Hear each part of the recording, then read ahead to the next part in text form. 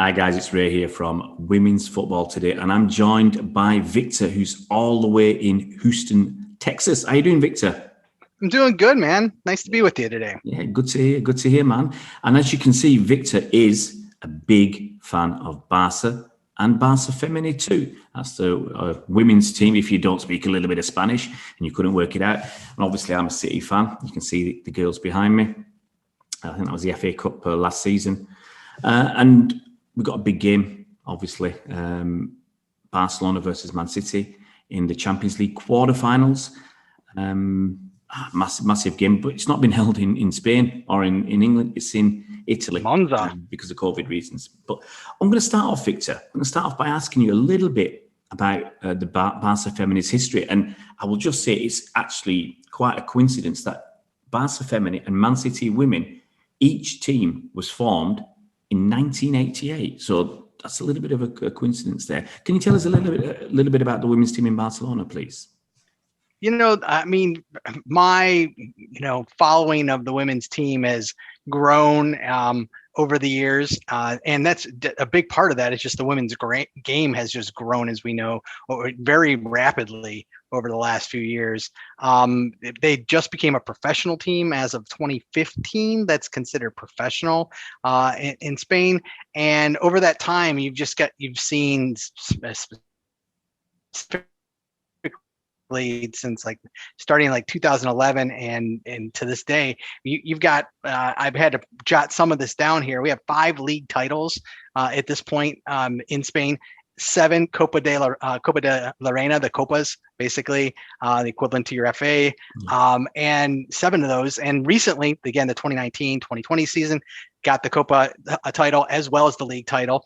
We've just seen a lot of just strong movement in the club, not only with the women in the youth system and what they do with the La Masia and nurturing the young men and women throughout the club, but also you're seeing a movement where you're getting players coming in, international players, big players like Carolyn Graham-Hansen, who is just, again, you're going to hear me talk a lot about her coming into the club. Huge for us. You've got some other internationals with Oshuala, who's just you just don't want to have her running at you because her speed is incredible. So you've got just some really, really strong movement internally within the club in Spain and Barcelona, but also you're getting some of this international presence coming in. Yeah, and guys, of course, Leaky Martins as well. Yeah, I mean, we'll talk about some of your better players a little bit later. But you've got a good history in Europe as well. In the last few seasons, I've noticed a couple of semi-finals, a quarter-final. You got to the final a couple of years ago. You're beaten by who else but Lyon. They seem to beat everybody. I mean, City got to a couple of semi-finals. I think Lyon were the unmovable force. I think that's the best we've done. Is a couple of semis a few years ago, and the last 2 seasons I think we've been beaten by Athletic Madrid. But let's look at this season. I don't follow the La Liga Women's League that much, but you hear the stories, and Barcelona are having an unbelievable season. It is. I'm speechless. It's quite incredible. Do you want to tell us what you're doing this season and how you've managed to do it? I mean, this team is, when you look at it, is so deep. I mean, you look at the midfielders and the front line of that are out there, and every time when they go to change players, they change three of them out, and you've got now your subs are top of the league, top in the world subs coming in and filling in the 60th minute, in the 70th minute. So we've got such a deep squad right now. And it's just, to me, it's no wonder why you've got 20 wins, 0 draws, 0 losses. I mean, the two of us had to look that up, and we're like, is that right? Are those numbers right? And it is. It's amazing what you have on there. So anytime, doesn't matter what team, you think if you've got some tired legs out there, watch out. All we got to do is sub on a few players, and you've got top of the line starters coming back out on the pitch. I mean, the fact that you've obviously won 20 games out of 20, you'd expect you to score a few goals along the way. You've got 99 goals. But the remarkable thing is you've conceded only 3. I mean, how did you get through 20 games with only conceding 3 goals?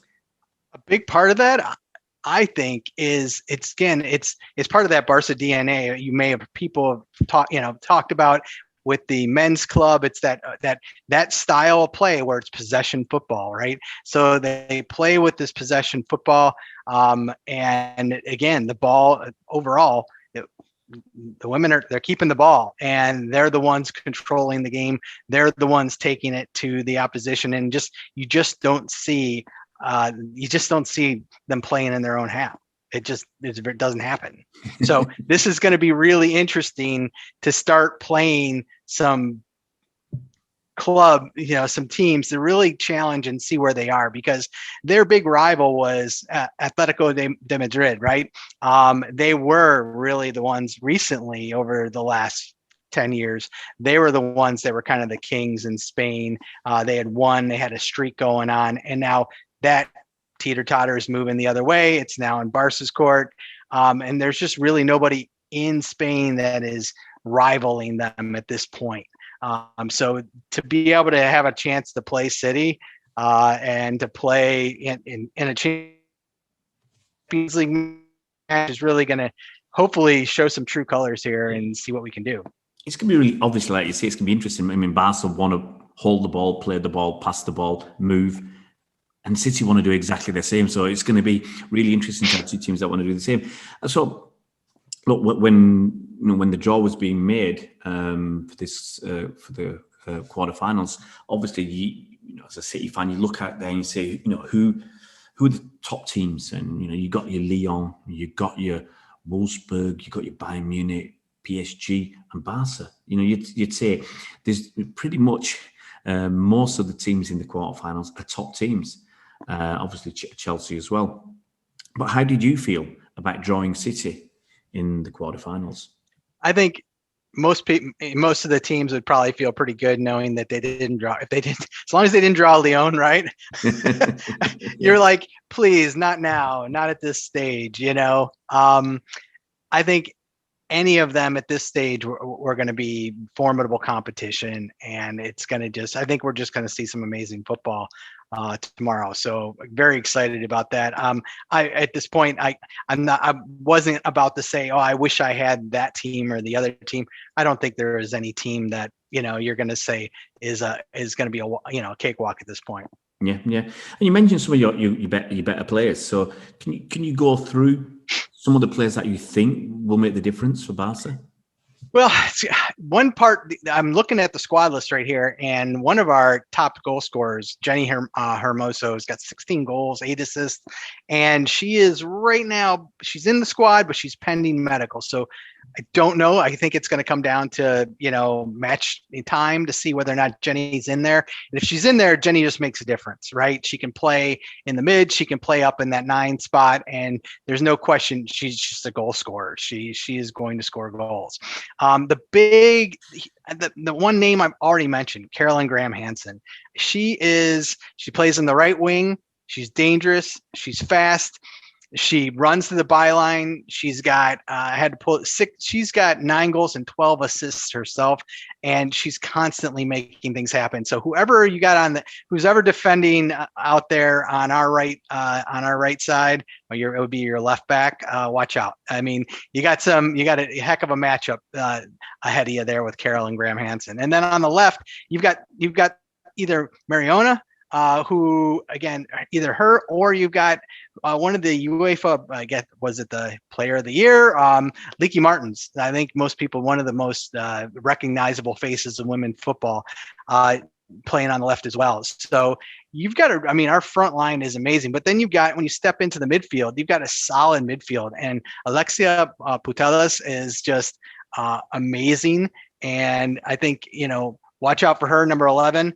And then you've got Patry and as well Aitana in the midfield. So, and then again, when you come into, you start changing out players. You've got players like a French international. I don't know actually if she's been a French international. I shouldn't say that. Kira, actually, she hasn't been called up. But she's amazing. She's strong.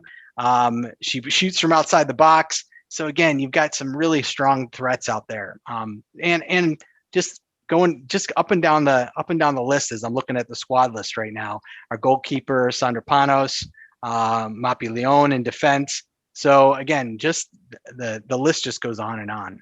Yeah, man. I mean, I'm drooling over listening to some of these names, and it's like, yeah, I won't mind her at my club, and I won't mind her. And I think when you look at City as well, some of our better players. I mean, it's a shame that our captain Steph Horton is injured, so she's not going to make this game. Who's this? Who's injured? Captain Steph Horton. Okay. So England captain, Man City captain, a centre back. You know, we're really going to miss her. But on the other hand, you've got people like Lucy Bronze, you know, won the Champions League 3 times with Lyon. You've got Abby Dalkamp, who's come in from the States at the beginning of the year and slotted in and looks the real deal. We've got Alex Greenwood, who won Champions League last season with Lyon. Then you move into midfield and Sam Lewis, who Sam and Rose in the United States, of course, I know quite well just from watching the U.S. Women's National Team, and so is Sam was hurt for a little while. Is she okay? No, yeah, she's fine now. She's one of our top goal scorers, I think. Sam, she's awesome, and she's come in, stepped in, and she's, you know, I said it last year actually that I thought she was the best player in the world. I think ESPN come out with some ratings, and for them anyway, she's the best player in the world right now. You've got people like Kira Walsh there, Caroline Weir, who's incredible, and then up front, the dual wingers, I think they're going to cause a lot of trouble. You've got Lauren Hemp and Chloe Kelly, and I think Chloe Kelly she started the season really well, and then I wouldn't call it a dip, but she wasn't as good, and now she's just awesome. She just needs to find that yard and put that cross in. And then actually Lauren Hemp comes off the other wing, and she's got a few goals. And Lauren missed a lot of the season. She probably missed at least 3 or 4 months of the season. She had a bad hamstring injury in the opening game of the season, the Community Shield. And she missed, you know, I don't think she was available till January. So she missed a massive part of the season. And she's come back and she's already got a load of goals and a few assists. It's just going to be an absolutely incredible game. So that's my next question. So how do you think this game is going to play out between two teams that want to hold the ball, keep the ball, control the ball, want that possession, and actually each team scores a ton of goals? Yeah, that's a good question. I mean, without having watched, you know, City and seeing their play and their style, it's good. You know, for me, I'm just excited. I'm in a certain level of excitement to be able to, I kind of know going into the regular, you know, Liga matches, what to expect. And, you know, as soon as they get that first goal, the floodgate starts typically, and you're getting, you know, wins and the 5s and 6 goals are flowing in. I don't suspect that's going to happen in this type of game. I think it's going to be just real important that, you know, but the women, they've got to figure out how to get it. They got to get the ball in the back of the net. Some of when you look at the semifinals, when you look at the Wolfsburg, what was it, a 0-0 and a 0-1? I think it was in the semifinals, and it was a rough loss. It was a rough exit, and they shouldn't have really exited like that. And at the end of the day, those are the type of results we're seeing, except for the big one against, you know, in the final, we're talking 2 years back against Lyon. But the question is really going to be, how are they going to step up in these big matches against these teams that are at their level? So that's the part I'm nervous and excited. You're right. It's really difficult to actually guess how the game will go, guess how the two legs will go, the tie will go, and who's going to prevail, because, you know, obviously it's different countries and everything else. And it's difficult for us to gauge because I guess neither of us watch enough of the other team play. And if you watch a lot of Man City this season, you'll see Man City winning lots of games quite comfortably. And if I watch Barcelona in La Liga, I'll see the same there. So it's difficult for us to make our minds up. I'm going to ask you, obviously you're in Houston at the moment, and we're recording this 13 hours before the game kicks off. What time will the game kick off for you, and are you going to watch it live?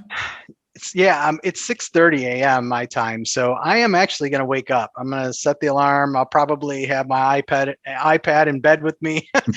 I probably will not get out of bed, and I'll probably just take care of watch it and get up. And I'm flexible enough. I get to work from home, so if I don't not start, I can start it past 8:30, so I'm good.